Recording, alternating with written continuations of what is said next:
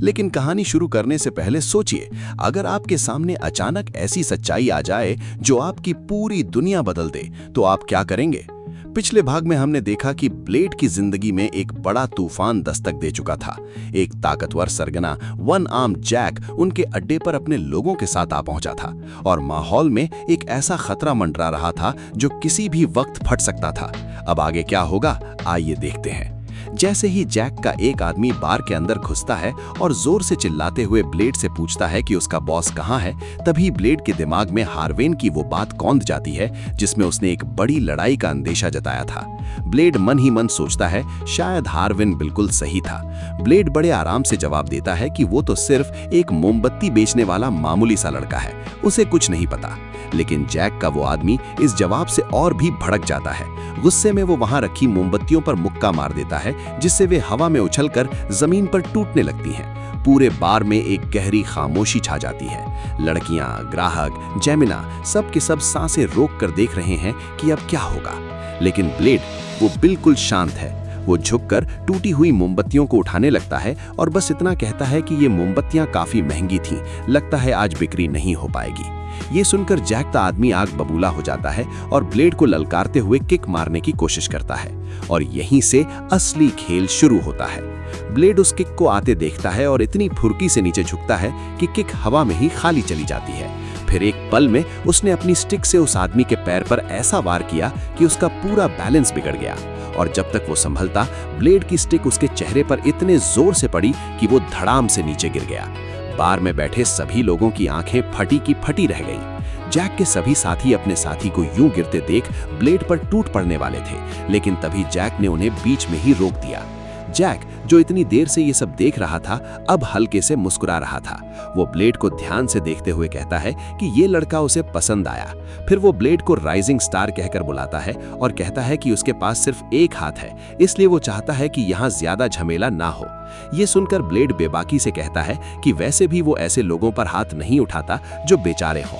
ये जवाब सुनकर जैक जोर जोर से हंसने लगता है, लेकिन अगले ही पल वो सीरियस हो जाता है। वो अपने हुक को ब्लेड की ठुड्डी के नजदीक लाते हुए कहता है कि अकेले में बात करनी होगी और ये भी बताता है कि इस दुनिया में गुंडे बड़ी आसानी से मर जाते हैं। ये एक खुली धमकी थी जो बिना किसी शोर के दी गई थी। ठीक उसी वक्त जॉर्ज कुछ लोगों के साथ वहां आ जाता है और बड़े अपनेपन से जैक का स्वागत करता है। दोनों के बीच कुछ तनावपूर्ण जुमले बदले जाते हैं और फिर जॉर्ज उसे ऊपर बातचीत के लिए ले जाता है। जैसे ही वे सब ऊपर जाते हैं, ब्लेड एक लंबी सांस लेता है और मन ही मन कहता है कि वो तो लगभग मरने ही वाला था। फिर वो अपनी टूटी हुई मोमबत्तियां समेटने लगता है। तभी पीछे से जैक की आवाज आती है जो उसे कहता है कि जब वो मोमबत्ती बेचने से थक जाए तो उसके साथ आकर काम कर सकता है। ब्लेड शांत लहजे में कहता है कि उसे वहीं खाना, रहना और सोना मिलता है और पैसे भी मिलते हैं, इसलिए उसे किसी दूसरे काम की जरूरत नहीं। जैक ये सुनकर जोर से हंसता है और जाते जाते एक सिक्का ब्लेड की तरफ उछाल देता है, ये कहते हुए कि ये टूटी मोमबत्तियों की भरपाई है। जब वो उसे पकड़ता है तो उसकी आंखें चौड़ी हो जाती हैं, क्योंकि ये एक गोल्ड कॉइन था।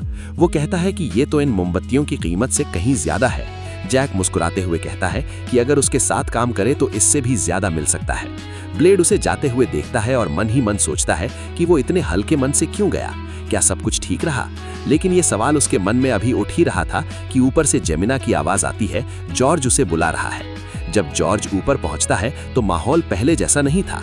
जॉर्ज उसे एक छुरा यानी डैगर देते हुए गंभीर आवाज में कहता है कि उसने ये सही समय पर देने की सोची थी, लेकिन अब हालात ऐसे हो गए हैं कि देर नहीं की जा सकती।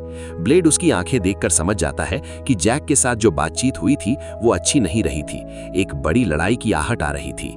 जॉर्ज उसे बताता है कि जैक बाहर से ऐसे लोगों को बुला रहा है जो कभी नाइट हुआ करते थे, यानी वास्तविक लड़ाके। और ये सुनकर ब्लेड कहता है, बिल्कुल तुम्हारी तरह, जैसे तुम थे। जॉर्ज धीरे से हाँ में सिर हिलाता है। ये एक दिल को छू जाने वाला पल था, जहां एक पूर्व नाइट जानता था कि उसके सामने कितना बड़ा खतरा आने वाला है, फिर भी वो डरा नहीं था। जॉर्ज उसे साफ कहता है कि अब मोमबत्ती बेचना बंद करना होगा और ब्लेड को एक जिम्मेदारी सौंपी जाती है, उसका पहला मिशन। और यहाँ कहानी एक बहुत दिलचस्प मोड़ लेती है। रात के उस सन्नाटे में जब पहाड़ों पर बर्फ गिर रही थी और ठंड हड्डियों को चीर रही थी, हम एक अलग सीन में पहुंचते हैं। एक अनजान योद्धा अपनी तलवार से खून पहुंच रहा है और कहता है कि तजुर्बे को कोई बेवकूफ नहीं बना सकता। वो किसी की मौजूदगी को भांप लेता है और शांत आवाज में कहता है कि वो बाहर आ सकता है, उसे कुछ नहीं होगा। कुछ देर की चुप्पी के बाद एक और इंसान सामने आता है और पूछता है कि क्या तुम स्टिंगा हो? वो पुष्टि करता है और वो दूसरा इंसान कोई और नहीं बल्कि ब्लेड था। ये उसका पहला मिशन था, स्टिंगा नाम के एक रिटायर्ड नाइट को एक खुफिया रास्ते से सुरक्षित अपने अड्डे तक पहुंचाना। ब्लेड उसे जॉर्ज का खत सौंपता है। स्टिंगा खत पढ़ता है और समझ जाता है कि दूसरे संगठन ने पुराने नाइट्स को भाड़े पर बुलाया है, इसलिए उसकी मदद चाहिए। लेकिन स्टिंगा एक बात साफ करता है, वो किसी बेवकूफ के पीछे चलना नहीं जानता। ब्लेड थोड़ा सकपकाता है, लेकिन तुरंत खुद को संभाल कर कहता है कि भले ही वो होशियार ना हो, लेकिन रास्ते में उसे धोखा देने का कोई इरादा नहीं। ये सुनकर स्टिंगा के चेहरे पर एक हल्की सी मुस्कुराहट आती है। वो मन ही मन सोचता है शायद यही वजह है कि जॉर्ज इस लड़के पर भरोसा करता है, और दोनों रात के अंधेरे में आगे बढ़ने लगते हैं। थोड़ी देर बाद वो एक गुफा में आग के पास बैठे हैं। स्टिंगा ब्लेड को घूरते देख लेता है और पूछता है कि वो इस तरह क्यों देख रहा है। ब्लेड बड़े सीधेपन से कहता है कि उसने इतने करीब से कभी एक रिटायर्ड नाइट नहीं देखा।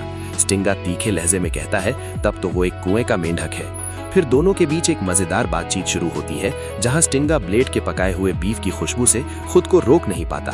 वो नाइट की गरिमा का हवाला देते हुए बड़े नाटकीय अंदाज में कहता है कि वो हर सवाल के जवाब में एक टुकड़ा बीफ लेगा। ब्लेड सीधे कहता है कि चाहिए तो सीधे मांग ले, लेकिन स्टिंगा की नाइट वाली अकड़ ये कबूल करने से रोकती है। फिर ब्लेड वो सवाल पूछता है जो उसे सबसे ज्यादा जानना था, क्या स्टिंगा ऑरा का इस्तेमाल कर सकता है? ये सुनकर स्टिंगा उसे टालने की कोशिश करता है, कहता है कि ज्यादातर नाइट ऑरा यूज नहीं कर सकते, लेकिन ब्लेड हार नहीं मानता और सीधा जवाब मांगता है। और फिर जो होता है वो दृश्य देखने लायक है। स्टिंगा अपनी तलवार मयान से निकालता है। ब्लेड की धड़कनें तेज हो जाती हैं। स्टिंगा दोनों हाथों से तलवार थामकर खड़ा हो जाता है, आंखें बंद करता है और फिर धीरे से एक आंख खोलता है। ब्लेड उत्सुकता से पूछता है कि वो क्या कर रहा है। स्टिंगा जवाब देता है कि ऑरा को आत्मा की गहराइयों से बाहर निकालना पड़ता है, ये हर किसी के बस की बात नहीं। और फिर वो पल आता है। स्टिंगा की आंखें खुलती हैं और उसके चारों तरफ एक चमकीली ऊर्जा ऑरा फैलने लगती है। उसकी तलवार रोशनी से नहा जाती है। पूरी गुफा जगमगा उठती है। ब्लेड अवाक होकर देखता रहता है और उसके मन में बस यही चलता है, तो यही है ऑरा। ये वो दुनिया थी जिसे वो हमेशा से देखना चाहता था, उस तलवार की तरह जो लोहार की दुकान के बाहर उसे बुला रही थी। कुछ देर बाद दोनों स्वार पहुंच जाते हैं, लेकिन वहां का नजारा देखकर दोनों के पांव ठिठक जाते हैं। पूरी बस्ती में असामान्य रूप से संगाटा पसरा हुआ था। रात के उस खाली माहौल में कुछ गड़बड़ थी। ब्लेड तुरंत समझ जाता है और कहता है, लगता है यहाँ कोई लड़ाई हुई है। आगे बढ़ते ही उनके सामने जो दृश्य आता है वो भयावह था। कई लोगों की लाशें इधर उधर बिखरी पड़ी थीं। जगह बुरी तरह तहस नहस हो चुकी थी। ब्लेड फौरन फैसला करता है, दोनों को अलग अलग रास्ते से जाना होगा। वो स्टिंगा को पिछले गेट का रास्ता बताता है, जो सिर्फ संगठन के भरोसेमंद लोग ही जानते थे, और खुद मेन गेट की तरफ बढ़ जाता है। जब ब्लेड अंदर पहुंचता है तो जॉर्ज उसे देखकर राहत की सांस लेता है और बताता है कि जैक ने पहले ही हमला कर दिया था। उसके भाड़े के लड़ाके एक अलग ही स्तर के थे। जॉर्ज को नाइट के स्तर के एक योद्धा से भिड़ना पड़ा था, लेकिन आखिर में जॉर्ज जीत गया। फिर वो कहता है कि ब्लेड ने स्टिंगा को सफलतापूर्वक यहाँ ला दिया, ये सबसे बड़ी जीत है, और कल वे जैक पर जवाबी हमला करेंगे, इस लड़ाई को जड़ से खत्म करने के लिए। ब्लेड उत्साह से बताता है कि स्टिंगा ऑरा का इस्तेमाल भी कर सकता है। ये सुनकर जॉर्ज का चेहरा अचानक पीला पड़ जाता है। वो हड़बड़ाकर कहता है, तुमने क्या कहा? और तुरंत ब्लेड को अपने पीछे आने को कहता है। ब्लेड हैरान होकर पूछता है कि इसमें क्या गड़बड़ है। जॉर्ज घबराई हुई आवाज में कहता है कि स्टिंगा एक ऐसा इंसान है जो कभी ऑरा का इस्तेमाल कर ही नहीं सकता। ये सुनकर ब्लेड के पैरों तले जमीन खिसक जाती है, और ठीक उसी पल पीछे का दरवाजा खुलता है। वो इंसान अंदर आता है जिसे ब्लेड पूरे रास्ते स्टिंगा समझ रहा था, जिसके साथ उसने आग के पास बैठकर खाना खाया था, जिसने उसे ऑरा दिखाया था। वो इंसान बड़े इत्मीनान से अंदर आता है और जॉर्ज को देखकर कहता है, हमें मिले हुए बहुत लंबा समय हो गया। क्यों, मैं सही कह रहा हूं ना जॉर्ज? ये एक झटका था जो किसी ने नहीं सोचा था।